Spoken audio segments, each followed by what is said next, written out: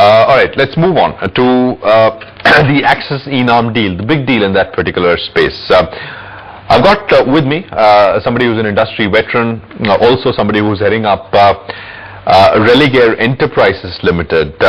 Shachindra Nath is Group CEO at Religare Enterprises Limited, joins me on a phone line.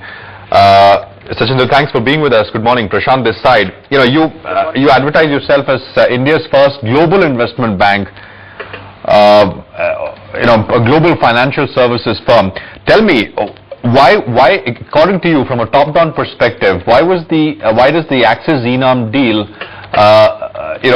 make strategic sense? How does it make strategic sense? Prashant, it makes immense strategic sense because yesterday I was commenting. I think so. It is a path-breaking, game-changer deal in respect of how the investment banking industry in India would be looked at. And there are a few reasons for that. If you look at, there is a massive capital shift which is happening. Economies and market like India would generate substantial revenue flow on the intermediary revenue side. And what happens is that most of that revenue gets captured by global investment banks. And that is purely because of either their balance sheet capability or on their distribution capability. For example, we have taken a route to build an emerging market investment banking franchise so that we can offer to our clients and customers more than one market. But for investment banks, which are just one country alone, there is always have been a risk of they losing out in this large bulge bracket investment banking operation which are now coming in with full force in Indian marketplace. So from that perspective, a large commercial bank like Axis and ENAM combining their forces is a very phenomenal proposition. So you would see now they have the now ability to take away that market share from the global investment bank.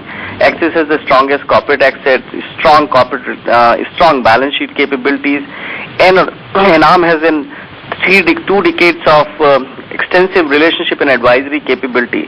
So once you combine the two, they can go back to the same corporate customer base and can tell them that they now do not need to go to global banks, but they can get service from here itself, whether it is their balance sheet requirement, debt requirement, advisory, M&A, ECM. So while the West is shying away from this, what you call wholesale banking, I think so markets like India and the whole of the emerging market, you'll see emergence of wholesale banks. And that has been the logic for Merrill and Bank of America merger as well. So I think so it's a very, very fantastic deal. Shachindra, yesterday at the press conference, Mr. Bhansali was quite particular in pointing out that ENAM doesn't have, any significant prop book. My question was on the regulatory side. Very broadly, this was the problem in the West. Large commercial banks doing a lot of investment banking as well, but of course, that's much more complicated. They do a lot more, and then hence, leaning on the bank's deposit base, etc. You think the regulators here will have a problem, or not really? See, I think that's a very lengthy debate of why Western investment banks got into trouble, and there was no one reason for that. There are multiplicity of the reasons why they got into trouble. I think the good thing about India is that the regulators have been very, very cautious in their approach in how they regulate the financial services market. As long as commercial banks can keep their investment banking and fee-based activity segregated, when you take the risk, the banks take the risk purely on the basis of their credit metrics and not driven by the fee which they generate. I don't think so regulators should have a problem, because regulator would also eventually look at the mandate for regulator is also to grow Indian industry and Indian players for the Indian marketplace. So anything which helps that, they have an eye on that. So that's why this is the way the deal has been structured. The investment bank would act as a subsidiary of Axis Bank. So it would, to an extent, it would remain independent, and it would only get the best of Axis Bank corporate access and balance sheet. It doesn't mean that its fee pool would drive Axis behavior. And in any way, bank's balance sheet and its profit pool and size is far bigger than the investment bank. So it's an add-on activity. But I don't think so regulator would have, but obviously regulators have to keep a strong eye. And their market is maturing, regulators are maturing, so it should be okay. Okay, all right, fair enough. Just a quick word, Shachindra, on according to you, what could be the big risk as far as such a deal is concerned? Investment banking is all about people relationships, talent, personnel, and the big bet, of course, in this deal is that most of the talent will stick around in the new unit as well, in the merged entity as well. Would you say keeping that together probably is the single biggest challenge now? I know ENAM fairly well. They have been servicing Religare, and I know the team over there. If you see the profile of the ENAM team there, that have been, most of their senior people have been with them for more than 1.5 decades. I think so. They would all talent over there would welcome this change, because it gives them more tools to go back to their customer base and their corporate clients and say that we have more things to offer. So that becomes the biggest retention tool for them. The challenge, though, is only one simple challenge.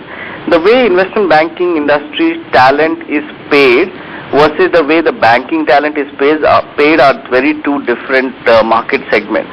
It's a very high. It's a high risk, high pay job. Investment bankers are paid in millions of dollars. They all work for success and high profit pool share for themselves. While banks are very defined hierarchy structures driven by their hierarchy and fixed payouts, and they don't see 1 million, 2 million, 5 million of payouts happening. As long as Axis can demonstrate and explain to their ranks and files that these two businesses are separate, need to be run separate, and they don't transport Axis HR pay structure, policy and philosophy for an investment banking business, they would be fine. And there are a few examples in the world, like if you look at Barclays and Barcap have been able to do, when Barclays is a large banking operation, but Barcap run and compete like any other investment bank in the world.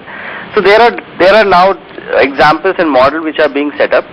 And the management team of Axis, the advantage of Axis Bank management team, that at the top you have somebody who has been part of a large, very high quality professional organization, have the level of aspiration, ambition and aggression. And at the bottom of it you have a very steady, very old firm. So I think so. Right. That combination would be able to manage this. But that's a risk. If you try to implement bank policy, HR philosophy to an investment bank, you will see a talent not either coming on the platform or leaving the platform. All right, Shachindra, thanks so much for taking out the time being with us. Thanks. Highlighting some issues, largely confident, but the last point is an important one, talent, retaining talent, matching pay grades, matching salaries is going to be something which will have to be done. Because that probably is the most crucial aspect of this particular deal. 1446 on Axis Bank. It's also come off a fair bit now. Started off about 2% higher. It's off about 17-18 rupees now. Take a quick break. Come right back.